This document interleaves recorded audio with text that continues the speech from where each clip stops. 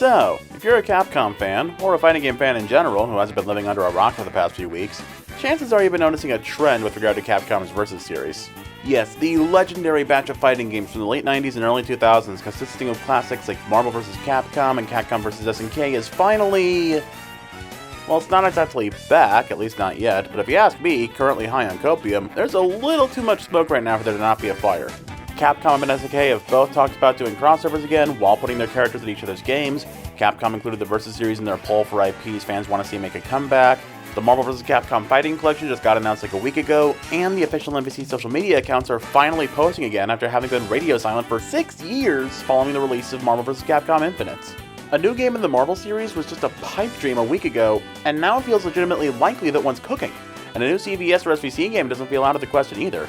I'd love for both of these to come back. CVS 3 has been one of my dream games for what's now the longer half of my life at this point. But all this has got me thinking, why stop there? The Versus series isn't just Marvel and SNK. Tatsunoko vs. Capcom may have never gotten any sequels, but that was still a part of the series. Street Fighter Cross Tekken may not have had the Capcom Versus name in its title, but it was still a fighting game pitting Capcom's IPs against those of another company, so if you want to count it, I won't stop you. Heck, they even made a Capcom vs. Capcom game a while back in the form of Capcom Fighting Evolution. You know, maybe I should stop listing well-documented flops before my case for this gets worse. Anyway, the point is that if the Versus series does come back and actually succeeds, who's to say we can't get similar games with Capcom and other companies? There are a lot of options out there, so how about we explore a few of them? Here are 4 Capcom Versus ideas that I think would be really heckin' cool, in no particular order. Alright, so we have Capcom vs. SNK. 2D fighting game company meets 2D fighting game company. Sick. What other companies do we have like that? Sega and Namco are popular choices, and I'd be down for either one, but they're mainly known for their 3D franchises. NetherRealm, French Bread, Autumn Games. I can get the appeal behind them, but they're each really only known for one original IP. That feels a little imbalanced to me. A company versus company crossover fighter should, at least in my opinion, have at least a few different series represented on each side. And what do you know? There's one other 2D fighting game company with just what we're looking for.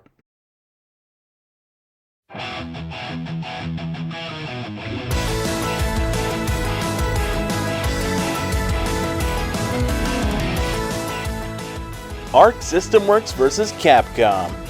Okay, so Guilty Gear is what's hot for the studio now, but they've also got BlazBlue and Battle Fantasia, as well as beat-em-up series like Double Dragon and River City that lend themselves perfectly to this genre, especially when going up against a company also known for fighting games and beat-em-ups.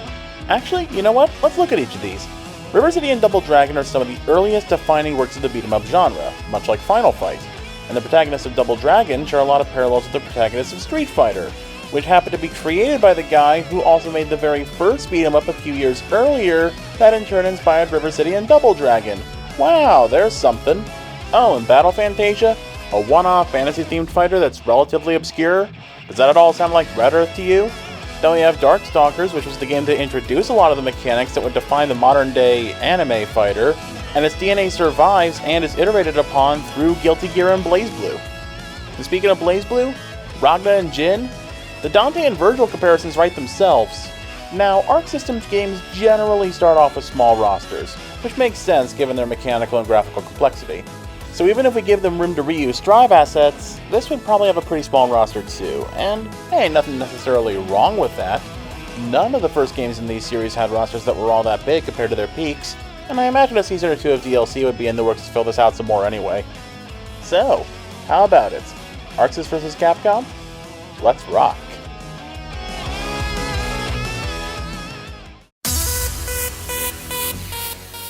Following in the footsteps of Tatsunoko vs. Capcom, let's try an anime company next. Shueisha is a popular choice, and for very understandable reasons, but it's also a licensing nightmare. Even when you boil the Jump series down to the bare essentials, their games still get delisted after like a year. The next anime crossover for Capcom should be big, but maybe a little smaller in scope. It should be a company with beloved IPs that still mesh well with the Capcom cast and the fast-paced over-the-top action of the Versus series, but not so big or so numerous that you have to go through like 500 different distributors and pay them a truckload of money just for limited international distribution. With that said, I think I've got a satisfying answer.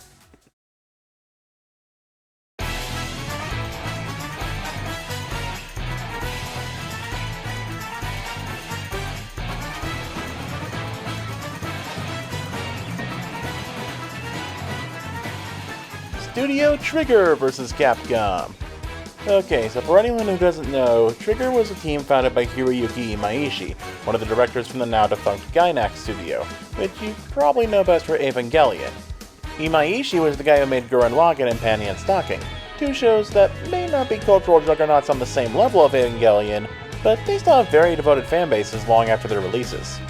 After Imaishi left Gainax to form Trigger, the studio put out some popular shows like Little Witch Academia, Kill la Kill, BNA, and my personal favorite, Inferno Cop.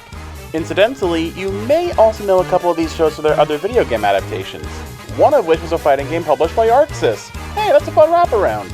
Then, sometime in 2021, Imaishi actually acquired the rights to the shows he created for Gainax, meaning they're now Trigger's properties. And when you combine that with the stuff Trigger already made, you've actually got a pretty darn good lineup for a fighting game. Oh, and if you're looking for any prior connection to Capcom, here's the opening to Project Cross Zone. Trigger made this, and sure it was for a Monolith Soft game, but it does feature a lot of Capcom characters, so that must have constituted some kind of working together, even if it was just the brand manager signing off on the storyboards or something like that. Either way, Studio Trigger and Imaishi's works in particular are well known for their lightning-fast paces and over-the-top action, so they fit right at home in the Versus series if you ask me. I don't know, could be fun. Okay, so Marvel vs. Capcom. Big series bringing tons of IPs from both companies together. I'm sure we all know, however, that the scope of this crossover was initially a bit smaller. It started as X-Men vs. Street Fighter, then brought into Marvel Superheroes vs. Street Fighter before Capcom finally threw more of their IPs into the ring too, and that's where we've been ever since. So what's the logical, or perhaps arguably illogical extreme we could take this to? Marvel's parent company.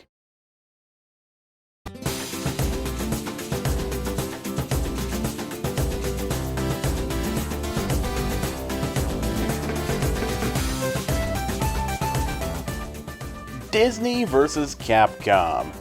So for this we would keep a few of the big Marvel characters like Spidey, Wolverine, some of the Avengers, but after that we would dive into the ocean of IP of their parent company. Star Wars, Pixar, the movies, the TV shows, you name it. Say what you will, but I don't trust anyone who says that Wreck-It Ralph finally getting to trade fists with the Street Fighter characters after being in 2 movies together wouldn't be sick. And he's far from the only one who'd work well in a fighting game. Aladdin, Hercules, Frozen, Owl House, Amphibia, Mulan. I could list off stuff like this for an hour and they'd all have characters you look at and imagine how they'd work in a fighting game. Now, I'm sure this kind of thing would be hell to deal with on the licensing side with all the brand managers Capcom would have to go through, but if things are cool enough with one of Disney's biggest subsidiaries for the MvC Collection to exist after we all assumed Marvel would never be down for that again, then who knows? After all, we did get a collection of the NES games Capcom made for Disney a few years back, which I'm sure required some talks between both companies to make happen, and those aren't even the only games Capcom made for them back in the day. From the late 80s to the early 2000s, we were getting Capcom-developed Disney games left and right. Yeah, you might hear Disney vs. Capcom and think it's the most random idea in the world, but there's a link between these companies dating back to Capcom's early years, and it survives in some form to this day. So, I actually think it could work out really well. So Disney vs. Capcom? I say let's make some magic.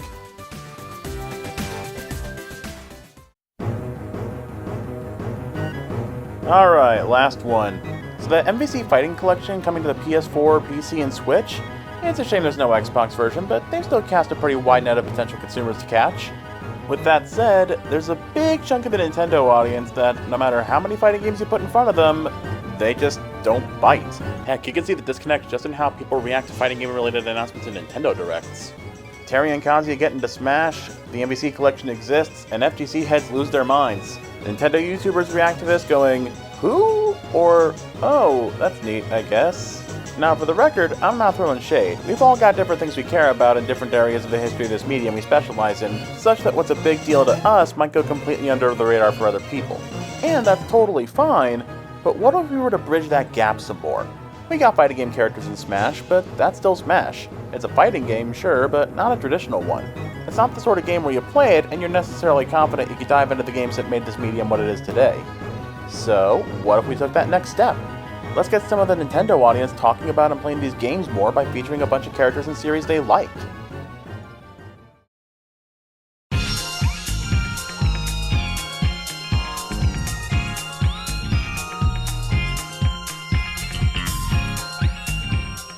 Nintendo vs. Capcom. You don't need me to tell you how legendary the Nintendo cast is. Your grandparents can tell you who Mario is. Kirby, Animal Crossing, and Splatoon are huge IPs, and don't pretend that Zelda, Metroid, Fire Emblem, Kid Icarus, Punch-Out!, and Xenoblade wouldn't all translate super well to a fighting game. You might be hearing that and thinking that this plus Street Fighter and Mega Man means the game would have a lot of overlap with the Smash audience, and you're right. But let's say that a fair chunk of that Smash audience buys this game, likes how it plays, and decides to check out some past and future Versus games. If that experience can apply to even 1% of the 34 million people who bought Smash Ultimate, that's an additional 340,000 units you're selling on each of these games going forward. You can't tell me that wouldn't be huge. Nintendo versus Capcom. Do I even really need to say more to justify it?